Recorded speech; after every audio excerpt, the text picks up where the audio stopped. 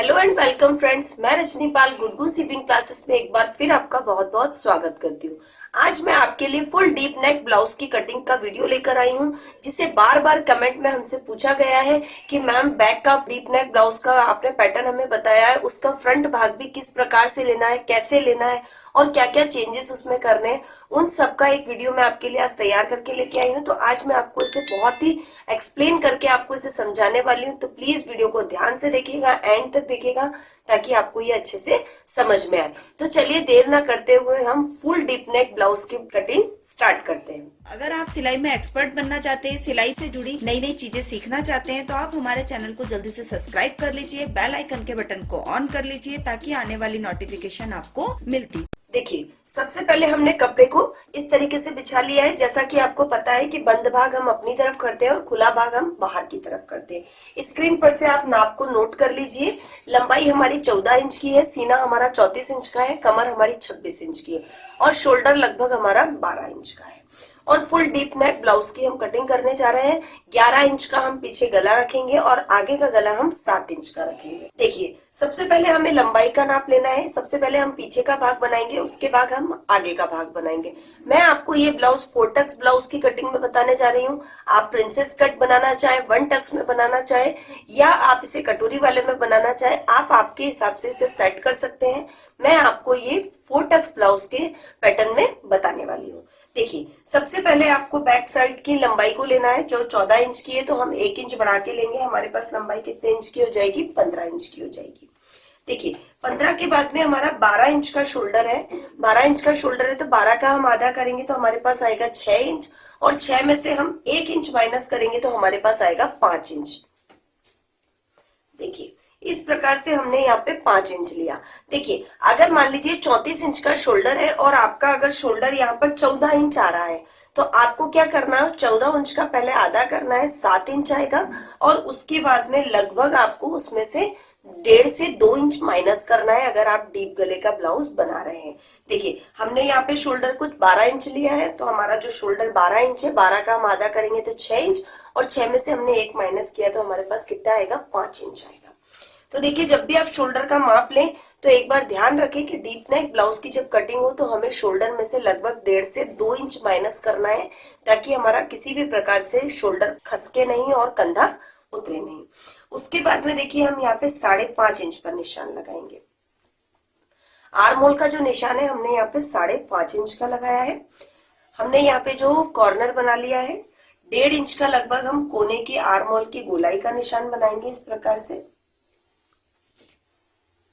देखिए, यहाँ पे आपका सीना है 34 इंच का, 34 का आधा करेंगे तो आपके पास आएगा 8.5 इंच, और 8 में आपको क्या करना है? यहाँ पे पाव इंच बढ़ा कर लेना है। पाव इंच हमने बढ़ा कर लिया और 1.5 इंच का हमने यहाँ पे मार्जिन ले लिया।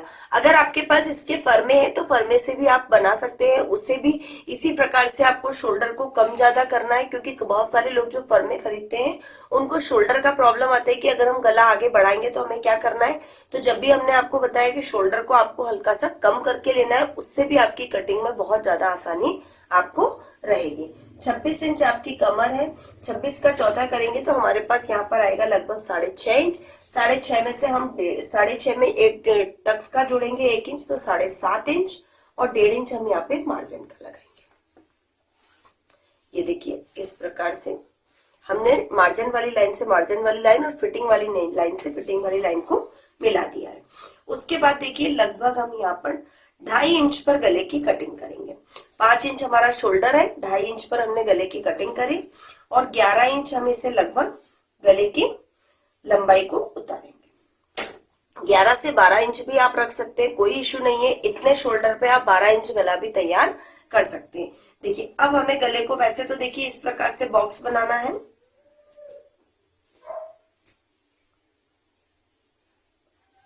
बहुत ध्यान से वीडियो को देखिएगा ताकि आपको ये अच्छे से समझ में आए।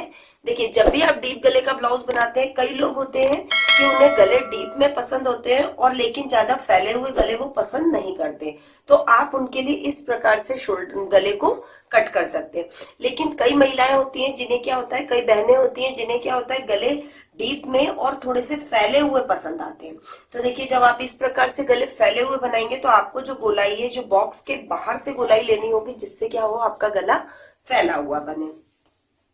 उसके बाद में देखिए आपको क्या करना है, जब आप गला फैला हुआ बनाते हैं तो आपको पाव इंच अंदर की तरफ फिटिंग लगानी है, ठीक है। जैसे मानिए आपने यहाँ पे 1 इंच गले को फैलाया है, तो आपको ये ध्यान रखना है कि आपको जो फिटिंग लेनी है वो थोड़ी सी अंदर की तरफ से लेनी है, क्योंकि जैसे ही आपने गले को फैलाया वैसे ही वो बाहर की तरफ भागेगा, और बाहर की तरफ भागेगा तो आपका जो शोल्डर है उसका खिसकने का चांसेस बढ़ जाएगा। इसलिए आपको क्या करना है, इसको फिटिंग को हल्का सा अंदर की तरफ लगाना है। फिटिंग को अंदर की तरफ लेने के बाद में आपको कमर की जो फिटिंग है वो बाहर की तरफ ही लगानी है, जिससे आपका यहाँ पे भी बगल में भी कई लोगों को फुग्गा जैसा निकलता है, वो भी निकलने की समस्या खत्म हो जाएगी। ये अक्सर इसलिए होता है क्योंकि जब हम गले को डीप बढ़ा देते हैं, बाहर की तरफ डीपनेस करते हैं, तो हमारा क्या होता है, हम फिटिंग में चेंजेस करना भूल जाते हैं। फिटिंग में चेंजेस नहीं कर पाते हैं, उसकी तरफ से हमारे बगल में जो है वो फुग्गा जैसा निकलना लग जाता है। तो इन चीजों का आपको ध्यान रखना है। जब भी आप डीप नेक गले के ब्लाउज को बढ़ाएं तो आपको फिटिंग में भी थोड़ा सा चेंजेस करना रहेगा। उसके बाद में देखिए आपको क्या करना है, शोल्डर से गले की तरफ आपको आधा इंच का हल्का सा डीप नेक लेना है, हल्का सा डाउन लेना है, ताकि आपका क्या हो, शोल्डर वहां पे फिट हो जाए और आपका कंधा किसी भी प्रकार से नहीं उतरे। देखिए कई महिलाएं होती हैं जिनको बहुत ज्यादा फैले हुए गला पहनना पसंद है।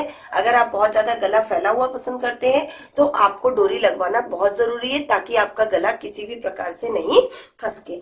देखिए वैसे आपको इस तरीके से अगर आप ब्लाउज में टिप्स को फॉलो करेंगे तो आपको डोरी की समस्या नहीं आएगी और गले शोल्डर उतरने की भी प्रॉब्लम इसमें आपको नहीं आएगी। उसके बाद आपको 3.5 इंच पर टक्स का निशान लगाना है।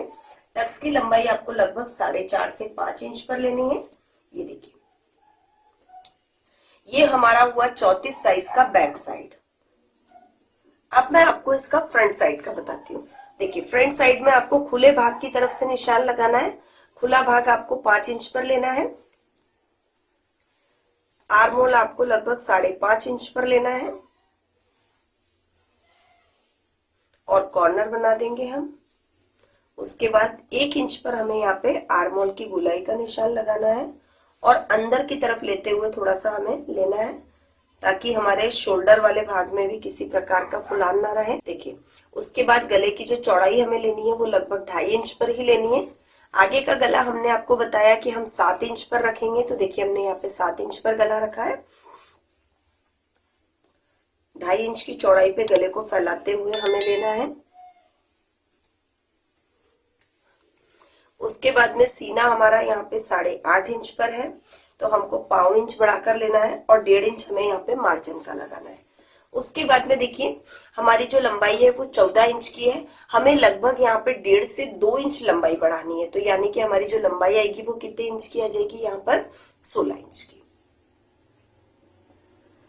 देखिए उसका भी आपको मैं कारण बताऊंगी, लेकिन बहुत सारी महिलाओं की समस्या क्या हो जाती है, जैसे आपने कमर में लगाया, कमर आपकी आई यहाँ पे 7 इंच की और साथ में आप 1.5 इंच जोड़ेंगे तो आपकी यहाँ पे आएगी 8.5 इंच और 1.5 इंच आपका यहाँ पे मार्जिन का निशान आएगा। फिटिंग वाले निशान से फिटिंग वाला निशान और मार्जिन वाली लाइन से मार्जिन वाली लाइन को हम मिला देंगे। अब देखिए मैं ब्लाउज को इस तरीके से अपनी तरफ घुमा रही हूँ।